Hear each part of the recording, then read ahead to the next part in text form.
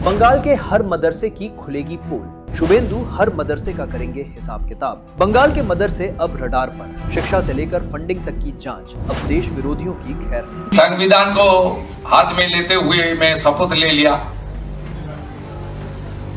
लेकिन मौसम बदल रहा है ना। पश्चिम बंगाल में अब शुभेंदु सरकार ने हर मदरसे का हिसाब किताब देखना शुरू कर दिया है। हर मदरसे की निगरानी होगी, क्या कोई देश विरोधी गतिविधियां तो नहीं चल रही हैं। शिक्षा से लेकर फंडिंग तक हर तरह की जांच की जाएगी। इसके लिए राज्य के सभी मदरसों का सर्वे शुरू करने का फैसला किया है। अल्पसंख्यक मामलों और मदरसा शिक्षा विभाग की ओर से जारी अधिसूचना के अनुसार सभी जिला मजिस्ट्रेटों को 5 जुलाई तक विस्तृत रिपोर्ट तैयार करके सरकार को सौंपनी होगी। इस रिपोर्ट में मदरसों की बुनियादी सुविधाओं, छात्रों और शिक्षकों की संख्या, पढ़ाए जाने वाले पाठ्यक्रमों तथा उनकी कानूनी स्थिति से जुड़ी जानकारी शामिल होगी। आपको बता दें कि पश्चिम बंगाल में बोर्ड ऑफ एजुकेशन के तहत राज्य में फिलहाल सरकारी मान्यता और सहायता प्राप्त 614 मदरसे हैं। इसके अलावा गैर मान्यता प्राप्त और निजी संगठनों की ओर से या जकात से चलाए जाने वाले मदरसों की संख्या 2000 से ज्यादा है। छात्रों की शिक्षा के बेहतर के उपाय खोजे जाएंगे।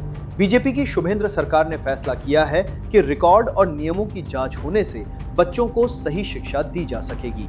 एक वरिष्ठ अधिकारी के मुताबिक जिलों से मिलने वाली रिपोर्टों के आधार पर यह पता लगाया जाएगा कि कहीं रिकॉर्ड रखने या नियमों के पालन में कोई कमी तो नहीं है।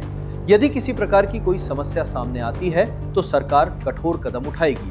उन्होंने ये कहा कि फिलहाल मदरसों के शैक्षणिक पाठ्यक्रम में किसी बदलाव का कोई प्रस्ताव नहीं है।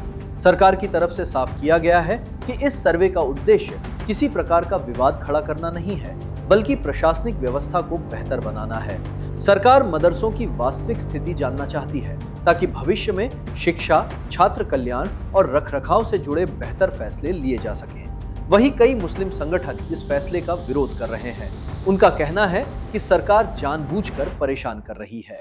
मेरा मानना यह है कि मदरसों को दो नज़र से देखा जाए। एक मदरसा गवर्नमेंट से फंडेड, एक मदरसा 2.5% पर, मुसलमानों की 2.5% पर ज़कात पर चलने वाला।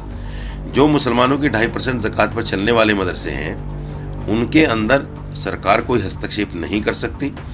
जो गवर्नमेंट फंडेड मदरसे हैं, उनके अंदर हस्तक्षेप कर सकती है।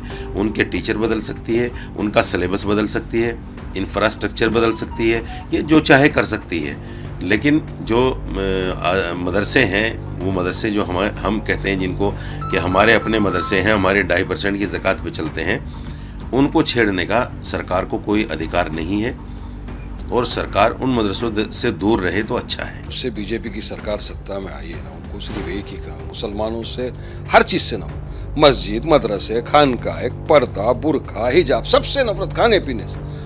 अब हर जगह मदरसों का सर्वे कर देते, जहाँ भी जाते। पहले यूपी का हमने देखा कितने सारे मदरसों का इन्होंने क्या कर दिया।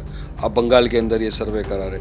अरे मदरसे को बदनाम कर रहे हैं। मदरसे से जानना चाहिए आपको, बड़े बड़े स्कॉलर्स, उलेमा पढ़ के निकले। ये वही मदरसे थे जंग आज़ादी के अंदर जैसे आवाज़ दी गई थी, देश मुल्क आज़ाद हुआ, हम प्राउड भारतीय मुसलमान बोलते हैं अपने आप को। और आज आप मदरसे का अगर कर रहे हो तो फिर हिंदुओं के मंदिर का क्यों नहीं। मदरसों में वंदे मातरम गाना अनिवार्य। इस बीच राज्य सरकार ने एक और महत्वपूर्ण निर्णय लिया था।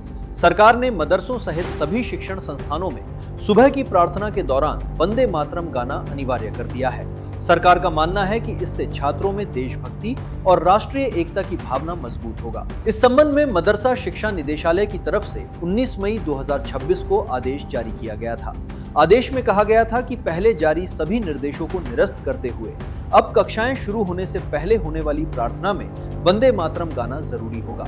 अधिकारी के मुताबिक इसका मकसद वंदे मातरम को भी उसी कानूनी दायरे में लाना है जिसके तहत अभी राष्ट्रीय गान को सुरक्षा मिली हुई है। वंदे मातरम गाए जाने के दौरान किसी भी तरह का अपमान या बाधा डालना एक अपराध माना जाएगा। इस खबर को लेकर आपकी क्या राय है, हमें जरूर कमेंट कीजिए और हाँ, हमारा चैनल जरूर सब्सक्राइब कीजिए।